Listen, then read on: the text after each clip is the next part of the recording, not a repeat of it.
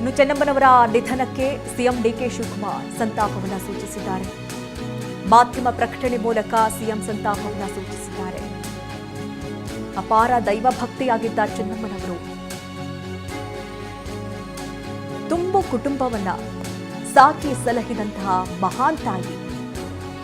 HDD, HDK, ರೇವಣ್ಣರ ಬದುಕಿನ ಏಳ್ಗೆಯ ಹಿಂದೆ ಇದ್ದಂಥವರು ಈ ಚೆನ್ನಮ್ಮನವರು. ಚೆನ್ನಮ್ಮನವರ ಪರಿಶ್ರಮ ಇವರೆಲ್ಲರ ಹಿಂದೆ ಅಡಗಿದೆ ಅನ್ನುವಂಥ ಮಾತನ್ನ ಡಿಕೆ ಶಿವಕುಮಾರ್ ಹೇಳಿದ್ದಾರೆ. ಯಶಸ್ವಿ ಪುರುಷನ ಹಿಂದೆ ಮಹಿಳೆ ಇದ್ದೇ ಇರ್ತಾಳೆ, ಅದಕ್ಕೆ ಇದೇ ಸಾಕ್ಷಿ. ದೇವೇಗೌಡರ ಪ್ರತಿ ಯಶಸ್ಸಿನ ಹಿಂದೆ ನಿಂತಿದ್ದಂಥವರು ಚೆನ್ನಮ್ಮ. 7 ಬೀಳುಗಳಲ್ಲಿ ದೇವೇಗೌಡರಿಗೆ ಬೆನ್ನೆಲುಬಾಗಿ ನಿಂತಿದ್ರು. ಮಾಧ್ಯಮ ಪ್ರಕಟಣೆ ಮೂಲಕ ಸಿಎಂ ಸಂತಾಪವನ್ನು ಸೂಚಿಸಿದ್ದಾರೆ. ನೋಡಿ, ಪ್ರತಿಯೊಬ್ಬರು ಹೇಳ್ತಾ ಇರುವಂತಹ ಮಾತಿದೆ. ಅವರು ಬೆನ್ನೆಲುಬಾಗಿ ಯಾವ ರೀತಿ ನಿಂತಿದ್ರು, ಗಂಡನ ಏಳಿಗೆಯಲ್ಲಿ, ಮಕ್ಕಳ ಏಳಿಗೆಯಲ್ಲಿ. ನೋಡಿ, ಮಕ್ಕಳು ಪ್ರತಿಯೊಬ್ಬರೂ ಕೂಡ ಈಗ ಸಿಎಂ ಆಗಿರ್ಬೋದು, ಸಂಸದರಾಗಿರ್ಬೋದು, ಶಾಸಕರಾಗಿರ್ಬೋದು, ಪ್ರತಿಯೊಂದು ಹಂತದಲ್ಲೂ ಕೂಡ ಅವರು ಬೆಳೆದು ಬರ್ತಾ ಇದ್ದಾರೆ ಅಂತ ಅಂದರೆ ಅದರ ಹಿಂದೆ ತಾಯಿಯ ಆ ಒಂದು ಶ್ರಮ ಅಂತೂ ಇದ್ದೇ ಇರುತ್ತೆ.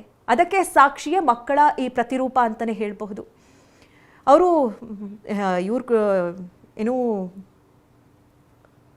ಜಯದೇವ ಹಾಸ್ಪಿಟಲ್ ಹೌದು ನಿರ್ದೇಶಕರಾಗಿದ್ದಂಥವರು ಡಾಕ್ಟರ್ ಸಿ ಎನ್ ಮಂಜುನಾಥ್ ಅವರು, ಹಾಗೆ ಈಗ ಸಂಸದರು. ಸೊ ಅವರು ಕೂಡ ಮಾತನಾಡ್ತಾ ಹೇಳ್ತಾ ಇದ್ರು, ಹೇಗೆ ಬರೀ ಅತ್ತೆ ಸ್ಥಾನದಲ್ಲಿ ಇರಲಿಲ್ಲ, ಅವರು ತಾಯಿ ಸ್ಥಾನದಲ್ಲಿ ಇದ್ರು ನನಗೆ ಅಂತ ಹೇಳಿ.